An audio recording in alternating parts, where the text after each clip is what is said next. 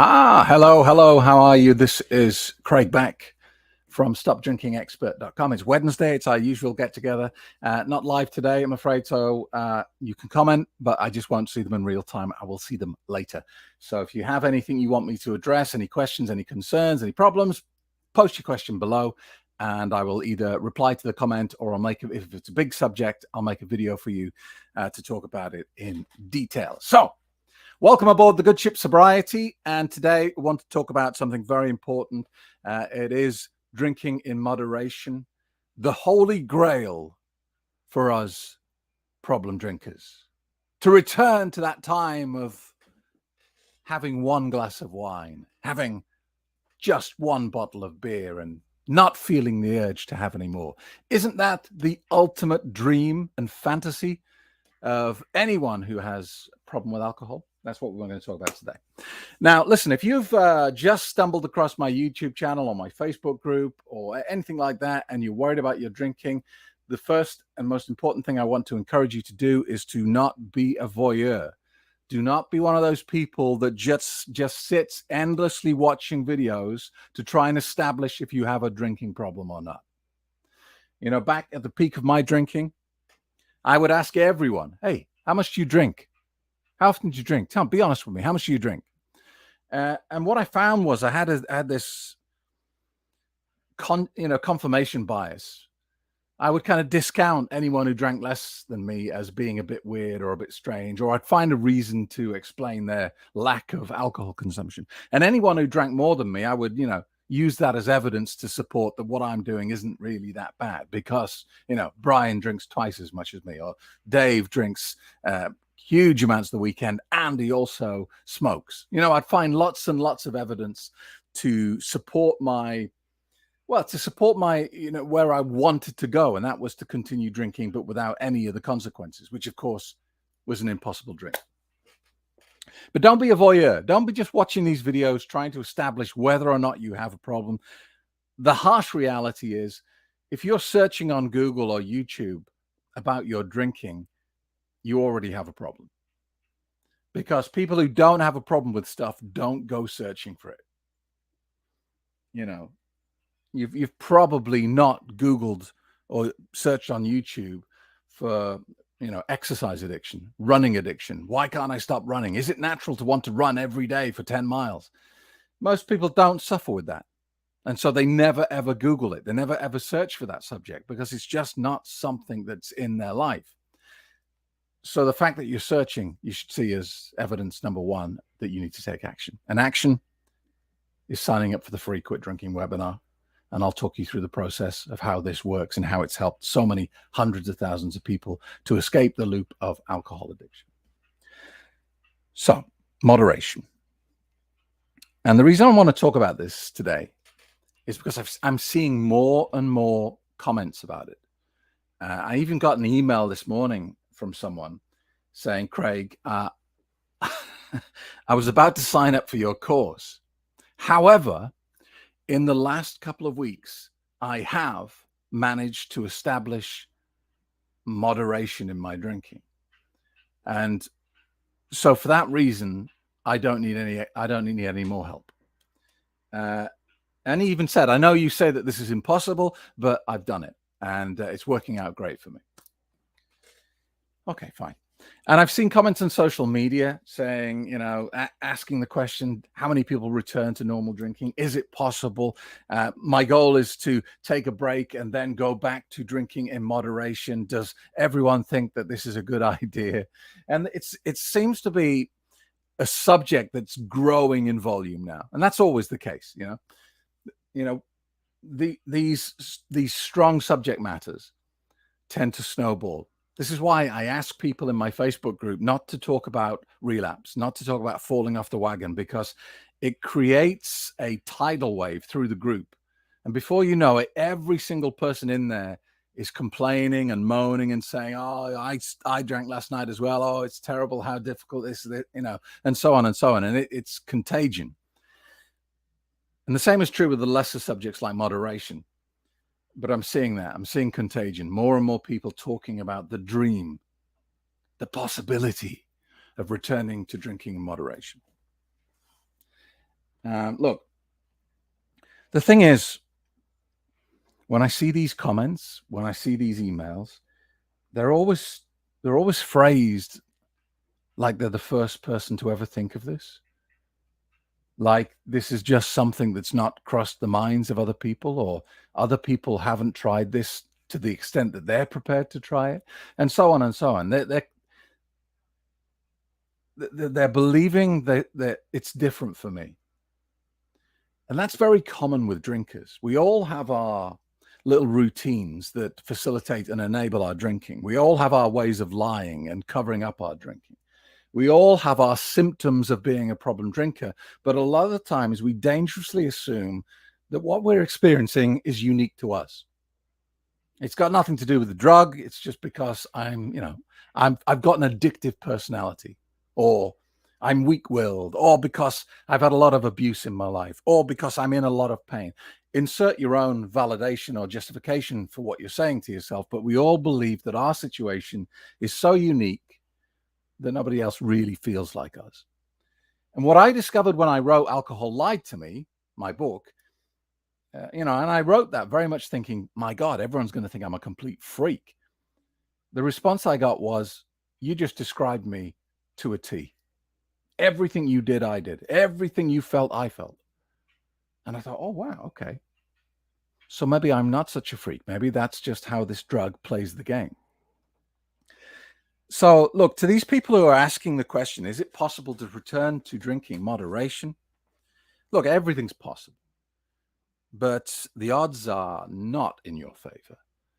I think you've got a 99.9% chance of failure, just based on my experience of dealing with problem drinkers in the last 12 years. Nobody's ever returned to drinking in moderation and then checked in with me in a few years' time saying, hey, Craig, still drinking in moderation. I have, one glass of beer a week. Been doing that for 3 years now. Everything's great. Nobody's ever relayed that story to me. And even people who have relapsed or started the course, nobody's ever described their drinking history as, well, I used to have a really serious problem. Then I went into moderation for 3 years, and hey, unfortunately, I'm here now. It's just not a part of the story. I know it sounds laudable. I know it sounds like something that you might like to achieve one day, something to cling on to, that you don't always have to be completely sober.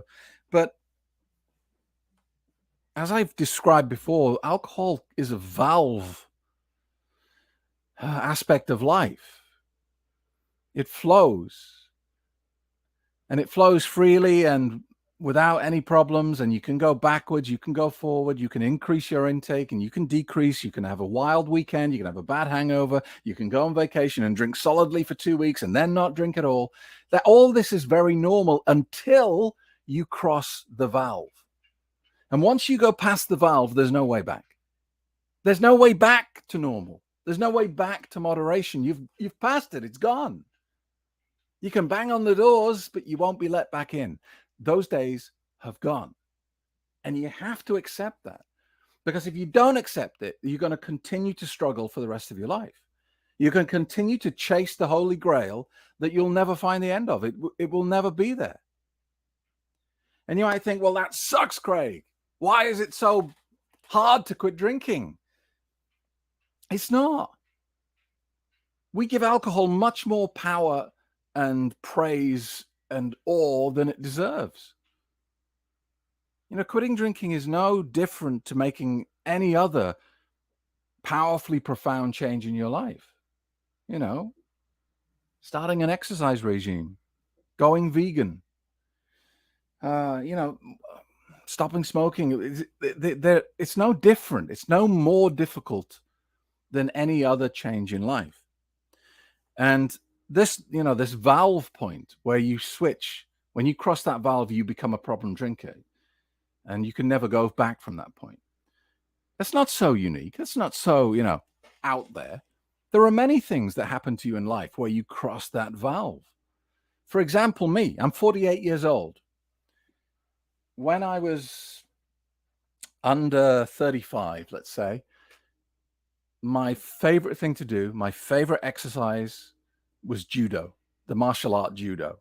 I loved it. I used to go training 4 nights a week. I was constantly covered in bruises and scrapes and strapped up thumbs and you name it. I was constantly battered, but I adored it. It was my favorite thing. I just loved it.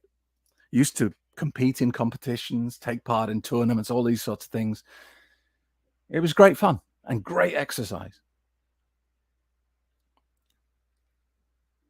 So why don't I do it now?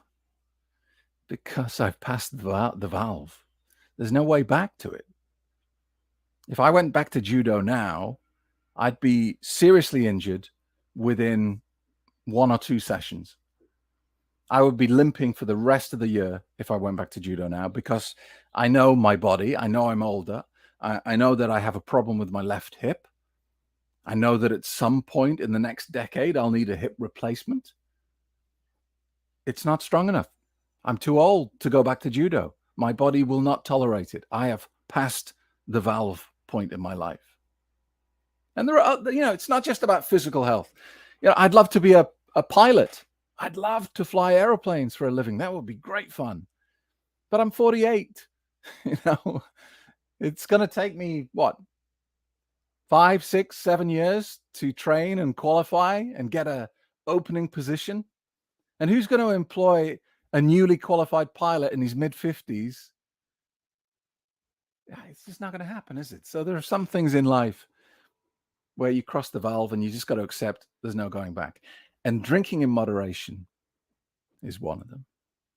Look, give up on it. Accept who you are and what alcohol is to you. Alcohol wants to kill you. It is a registered poison. It has been formally confirmed to be the primary source of 7 major fatal cancers. Why would you want to drink it in moderation? Doesn't make any sense. If you found out that your loft, your attic of your house was full of asbestos, would you want to go up there in moderation? If you were told your house, that everything inside your loft is cancerous, would you ever go up there until it was cleared out and dealt with? Or would you feel safe enough to say, I only go up there once a week, probably going to be fine? So it's all about mindset as usual.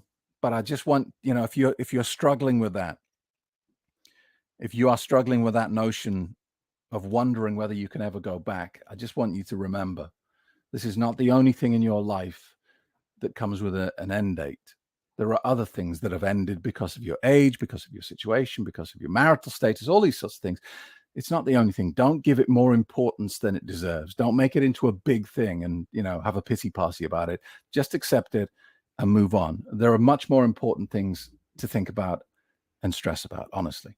So thanks for watching, and I will see you next week. And don't forget, if you have any issues, any things that are challenging you, drop me an email, put a comment below, and I'll make you a special video all about it, okay?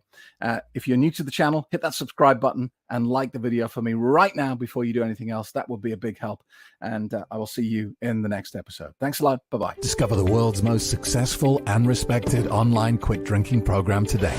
It gives you real mental freedom from the clutches of alcohol. Craig Beck helps you understand what alcohol does to you, how it works. Are you finally ready to take action?